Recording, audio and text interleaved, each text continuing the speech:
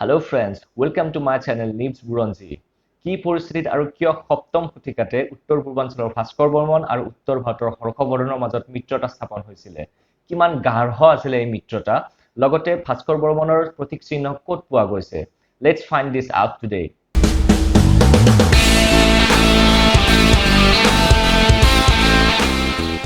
হৰ্ষবৰ্ধন আৰু ভাস্কৰ বৰ্মনৰ সেই বিখ্যাত বন্ধুত্বৰ কথা জানিবলৈ হলে আমি যাব লাগিব সেই সময়ৰ উত্তৰ ভাৰতৰ ৰাজনৈতিক পৰিস্থিতিলৈ তাত একেলগে তিনিখন সাম্ৰাজ্য খুবেই শক্তিশালী হৈ উঠিছিল থানেশ্বৰত পুষ্যভূতিসকল কনৌজত মৌখাৰীসকল আৰু মালৱ অঞ্চলত গুপ্তসকল সেই এওঁলোকৰ মাজত প্ৰায়ে সংঘৰ্ষ লাগিছিল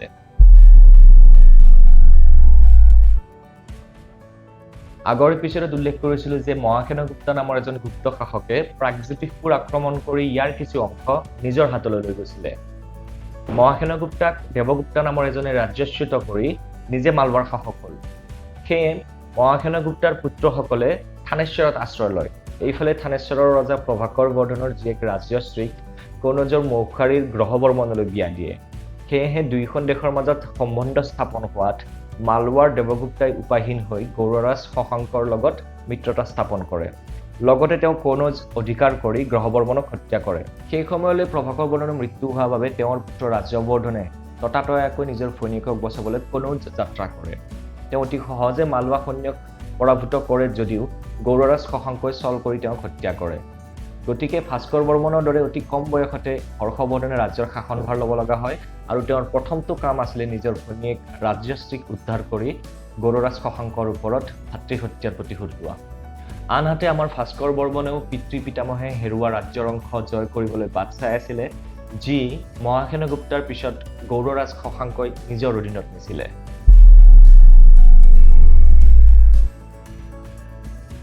উত্তৰ ভাৰতৰ সমগ্ৰ পৰিস্থিতি অধ্যয়ন কৰি থকা ভাস্কৰ বৰ্মনে এয়াই উপযুক্ত সময় ভাবি হৰ্ষবৰ্ধনৰ লগত মিত্ৰতা স্থাপনৰ কথা ভাবিলে ইতিমধ্যে হৰ্ষবৰ্ধনেও কনৌজৰ ফালে আগবাঢ়ি আহিছিল সেয়েহে সময় খৰচ নকৰি ভাস্কৰ বৰ্মনে তেওঁৰ অতি বিশ্বস্ত দূত শংখবেগৰ হাতত বহুতো উপহাৰ দি হৰ্ষলে মিত্ৰতাৰ প্ৰস্তাৱ পঠায় এই উপহাৰসমূহৰ ভিতৰত এটি ছাতি আছিল যাৰ নাম আছিল অভোগ কথিত আছে যে এই ছাতিটো বৰুণ দেৱতা নৰকক দিছিল যি কেতিয়াও ক্ষয় নগৈছিল শংখবেগে হৰ্ষক কৈছিল যে ভাস্কৰ বৰ্মন সৰু কালৰে পৰা শিৱৰ বাহিৰে কাৰোৱে শৰণাপন্ন হোৱা নাছিল কিন্তু এই ফ্ৰীডম তেওঁ সদায় উপভোগ কৰিবলৈ হলে হয়তো তেওঁ পৃথিৱী জয় কৰিব লাগিব অথবা তেওঁ মৃত্যু হ'ব লাগিব নতুবা তেওঁ হৰ্ষৰ দৰে ৰজাৰ লগত মিত্ৰতা স্থাপন কৰিব লাগিব সেয়েহে ভাস্কৰ বৰ্মনে হৰ্ষবৰ্ধনৰ লগত এক অজৰ অমৰ বন্ধুত্বৰ সম্পৰ্ক গঢ়ি তুলিব বিচাৰে এই কথা শুনি হৰ্ষ অতিশয় সুখী হয় আৰু তেওঁ সন্মতি প্ৰদান কৰে হৰ্ষৰ জীৱনী হৰ্ষচৰিতত আছে যে এই মিত্ৰতা কৃষ্ণ আৰু অৰ্জুন কৰ্ণ আৰু দুৰ্যোধনৰ দৰে অকৃত্ৰিম আৰু স্থায়ী আছিল উল্লেখযোগ্য যে দুয়ো বন্ধুৱে দুয়োফালৰ পৰা আক্ৰমণ কৰি শশাংকক পৰাভূত কৰে আৰু গৌড় ৰাজ্য অধিকাৰ কৰে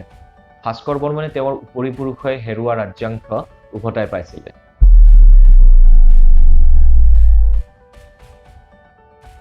হিউৱেনচাং প্ৰাগজ্যোতিষপুৰত থকা সময়তে হৰ্ষই তেওঁলোকক কনৌজৰ ধাৰ্মিক উৎসৱলৈ আমন্ত্ৰণ জনায় ভাস্কৰ বৰ্মনে 500 হাতীলৈ গংগাৰ উত্তৰ পাৰেৰে 90 দিন যাত্ৰা কৰি কনৌজ পাইছিলেগৈ উৎসৱৰ কেইদিন সদায় গৌতম বুদ্ধৰ মূৰ্তি লৈ শোভাযাত্ৰা হৈছিল হৰ্ষবৰ্ধনে শুক্ৰদেৱৰ ভাও লৈ মূৰ্তিৰ ওপৰত ছাতি ধৰিছিল আৰু ভাস্কৰ বৰ্মনে ব্ৰহ্মদেৱৰ ভাও লৈ মূৰ্তিটো স্বৰেৰে বেছি গৈছিল ভাস্কৰ বৰ্মনৰ ভূমি অনুদানৰ বিষয়ে লিখা দুখন লিপি বৰ্তমানলৈ পোৱা গৈছে এখন হৈছে ডুবি লিপি আৰু আনখন হৈছে অতিকৈ বিখ্যাত নিধানপুৰৰ তাম্ৰ লিপি এই লিপিখন বাংলাদেশৰ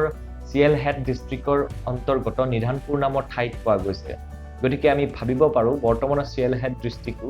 তেতিয়াৰ ভাস্কৰ বৰ্মন ৰাজ্যৰ ভিতৰতে আছিল প্ৰাচীন ভাৰতৰ বিখ্যাত শিক্ষানুষ্ঠান নালন্দাতো ভাস্কৰ বৰ্মনৰ চিল মোহৰ পোৱা গৈছে and last but not the least Bhaskar Barman আৰু হৰ্ষবৰ্ধন দুয়ো নিজৰ নিজৰ বংশৰ শেষৰজন শাসক আছিল 647 খ্ৰীষ্টাব্দত হৰ্ষবৰ্ধনৰ মৃত্যু হোৱাৰ 3 বছৰ পিছত অৰ্থাৎ 650 খ্ৰীষ্টাব্দত ভাস্কৰ বৰ্মনৰ মৃত্যু হয় সো ভিউৱাৰ্ছ মোৰ এই ভিডিঅ'বিলাকত এটা দুটা সৰু সুৰা ভুল থাকিলে ক্ষমা কৰিব আৰু ভিডিঅ'বোৰ চাই কেনেকুৱা পাইছে কমেণ্ট বক্সত জনাব আশা কৰোঁ ফ্ৰেণ্ডশ্বিপৰ ওপৰত ডেডিকেটেড আজিৰ এই এপিসোডটো আপোনালোকে ভাল পালে লগ পাম আকৌ আন এটা এপিসোডত ইতিহাসৰ বহুতো কাহিনী